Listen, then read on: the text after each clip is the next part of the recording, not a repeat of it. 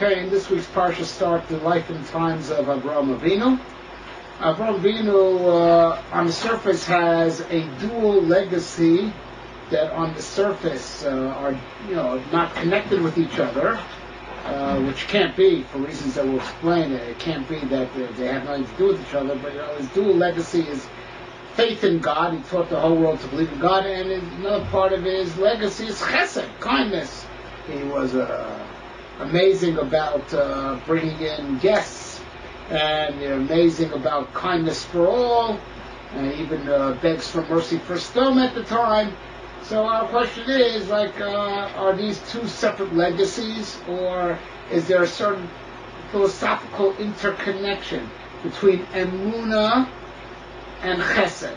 Right? Faith in God, right? The belief that God is the one and only, and to be kind. Now, one of Avrohom Avinu's adversaries that he faces in this week's parsha is Sdom itself. This week's parsha is actually when he deals with them. It happens to be that he liberated Sdom because his nephew Lot was part of the Sdom captivity. The Sdomites were taken captive. Right, so he liberated, once he was liberating Lot, so he liberated the whole Sdom. So he has an encounter with Sdom, who we know were anti-Chesed, totally anti-Chesed. And we'll discuss this more in our discourse of next week's parsha. Right? And after he liberates Sdom, so the king of Sdom makes him an offer. Tell me on nefesh v'achush kach, just give me the people back. You can take all the spoils, all our property you can take. Just give me the people. And then Avrohom says, "Imichut v'atzroch now v'imekach mikah shalach v'lo yisomar ani ashatzrom," from a string until a shoe strap, I won't take a thing. So you shouldn't say Avrohom Avinu rich. This is quite puzzling, because Avrohom Avinu, who worked hard, and he definitely deserves spoils of war because he went to war, right? So he definitely deserves, over here to get something for all his effort. He's not taking a thing. Whereas from Paro, who took Sarah earlier in the parasha, right? He makes a lot of money off Paro. Paro gives him a lot of money, he accepts it, right? And it was passive income. Paro took Sarah, but he didn't touch Sarah. It didn't work out. Right, and Avrohom Avinu takes a lot of money off Paro for no work done on his part, Avrohom Avinu's part. And in next week's parasha, Avrohom Avinu accepts a lot of money from Avimelech, also passive income. So Avrohom Avinu doesn't have any problem accepting gifts. So why is he not taking the king of Sdom's money? Right? So, before we answer that question, in that same time when he liberates Sdom, right, he met Malki Tzedek. Malki Tzedek was none other than Shem ben Noach, right? Shem, the son of Noach, who was the leading tzaddik from after the flood until the time of Avrohom Avinu. Right? He was Kohen Kel Elyon, a priest unto the God upon high, right? And and over here he meets Avrohom. There's a meeting of the two spiritual giants of the generation, right? The Shem, who's a has-been, who becomes a has-been, because Avrohom Avinu eclipsed him, and Avrohom the new star. And it's over here that we can actually draw a hint at the difference between Avrohom Avinu and all the tzaddikim that came before him. Like, what set Avrohom Avinu apart that he deserves to be the father of the chosen people? Right? What sets him apart from all the tzaddikim that preceded him, like Shem? So very interesting. Shem is described as V'hu Kohen Lekel Elyon. He is the priest to the God on high. So Hashem is described as the God on high. Right? But when he sees Avrohom Avinu, so he says, Baruch Avram Lekel Elyon Konei Shmaretz. Blessed is Avram to the God above, who owns heaven and earth. Who owns heaven and earth. Right? It's amazing that Shem ben Noach, comes to realization through Avrohom Avinu that this Keller, the God beyond that he worships, also owns heaven and earth. Right? Right? And this really sets apart the difference between Avrohom Avinu and the tzaddikim that preceded him. This is the Radziner writes in his Hakdama to the Beis Yaakov. The tzaddikim that came before Avrohom Avinu served Kelion, the God who's beyond. They didn't see the connection between God and the world.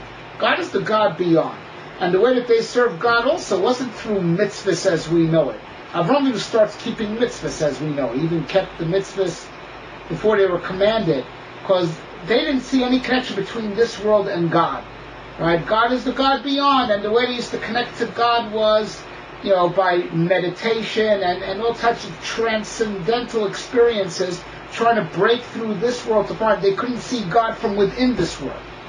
Whereas we see God within this world. We do mitzvahs within this world.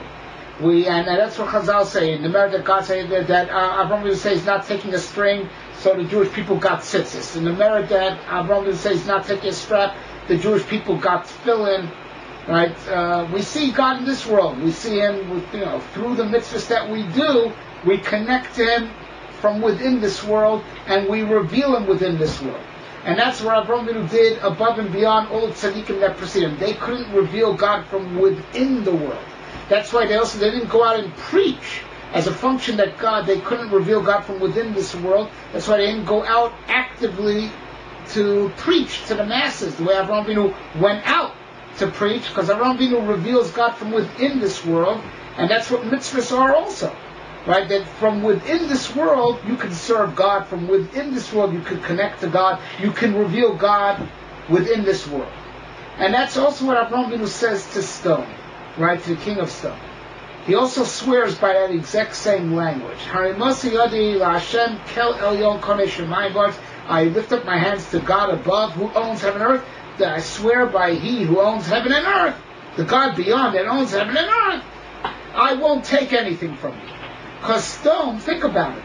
Think about, what a sick man he is. Right?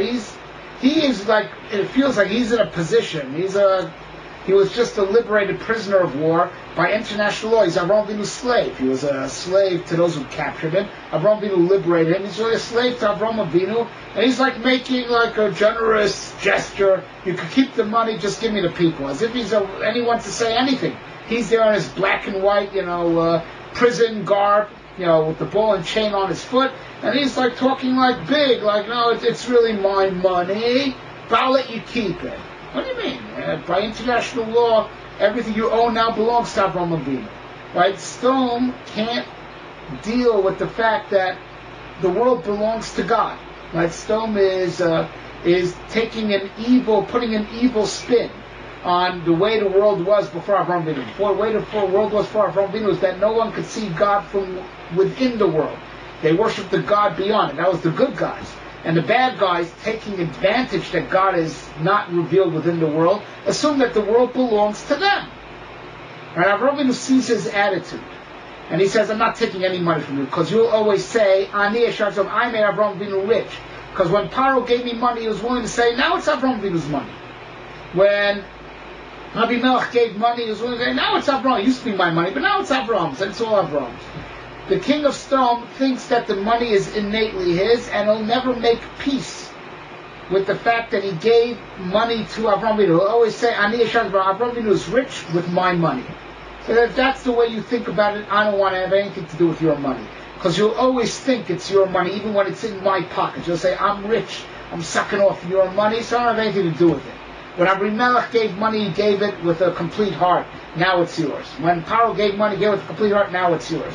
You will always say, Ani Shartis Avram. I'm the reason why Avram is rich, i.e. Avram is rich with my money. I don't have anything to do with that.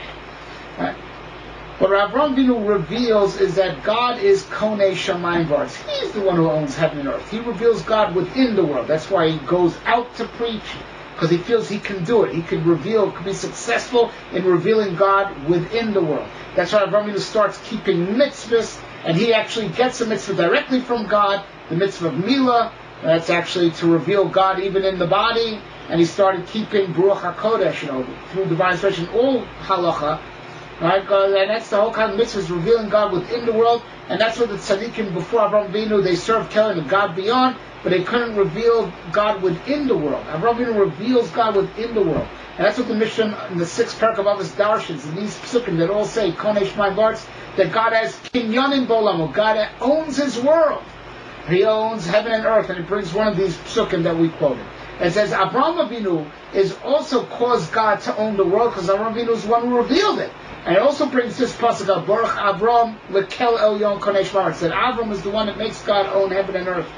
This is all revealed through Avrohom Avinu, right? And that's why the pasuk that we say in the Shir Shoyom of the first day is parallel to our Chazal Darsh. That pasuk talks about Avrohom Avinu, that La Hashem Aretz Moa, Hashem owns the world and all that fills it, right? That's referring to Avrohom Avinu. Shekana Behikna, he acquired the world and he gave it over to HaKadosh Baruch Hu.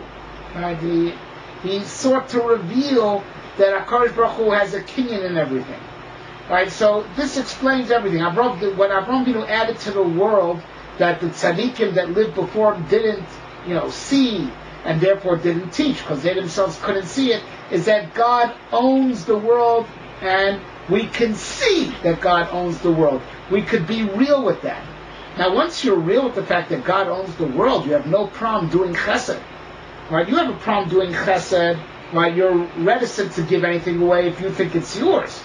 Right? But once you understand that it all belongs to God and everything belongs to God, He's just lending it to you. One of the reasons why He's lending you what belongs to Him is that you should only do good with it, including being willing to give it away when it's the right thing to do. So we understand that, chesed comes from Emunah. Because we believe that the whole world belongs to God, God is Konei Shamayim V'Aretz. That's why, with that conviction, it's so easy to do chesed, and that's why chesed would be the right thing to do. Right? But if you think that the world innately belongs to you, it's suicidal to do kindness because you're depleting your world. But when you understand and you have the faith that Hashem is Konei Shamayim V'Aretz, He's the one who owns heaven and earth, so now it's logical and befitting to do chesed. And that's how Avrohom's two legacies are philosophically one and the same. He revealed Konei Shamayim V'Aretz, that God is the one who is master of heaven and earth, and He's the one who shows it. Right? And therefore, it only makes chesed that if you have resources, if you own anything in earth, you should. It's not really yours. It's just on loan from God because He's Konei Shamayim V'Aretz, and you should be very happy, ready, and willing to give it away for the greater good, to He who is more needy than you. And just to end off, this is the secret, that all the laws of tzedakah, right, all the laws of tzedakah are in Seder Zroim, right, which is the laws that pertain to Eretz Yisrael, but also over there is all the laws of giving Meiser, a tithe, right, and Truma to the Kohen, Meiser tithe, and Meiser Ani, right. All the halachas of tzedakah are in the laws that pertain to Eretz Yisrael, right? Which is by no coincidence, right? The land that God promised Abraham, because in Eretz Yisrael God is most revealed, right? It's Eretz Asher Eini Hashem Elokecha, but this is where the divine presence is most revealed. And when Avinu believed in God, God promised the land, and therefore, since it's where God's most revealed, that's why in the land is where the most chesed is done. Because all the Indian of the mitzvahs hatfuyas parts of Peah and Meiser and Truma and Meiserani all goes to the poor. There's more tzedakah done in the land of Israel than anywhere else in the world, because in the land of Israel it's most revealed that God owns the world more than anywhere else in the world. And that's the secret. The Gemara in Shabbos darshans up the pasuk, right? Faith and fortitude, and time and fortitude and redemption, wisdom and understanding. These 6 things are on the 6 orders of Shas. Faith, that's Mesechus Zroim. Amazing thing, right? That Seder Zroim, the whole order talks about the mitzvahs of Eretz Yisrael, which is all about Chesed and tzedakah. Right? Avrohom Avinu's legacy, that's all alluded to in the word Emunah, faith. Because if you have faith in God, that God is the real owner of heaven and earth, you have no problem doing Chesed. Right, so this is the secret that Avrohom Avinu, he doesn't have a disjointed legacy. It's all one same. The Emunah, God is Konei Shamayim V'Aretz. That's what's most revealed in Eretz Yisrael, and it's with that conviction that it's that makes it logical and necessary to do Chesed, and in Eretz Yisrael, where this principle is most revealed, that's why the most stucca is done in Eretz Yisrael.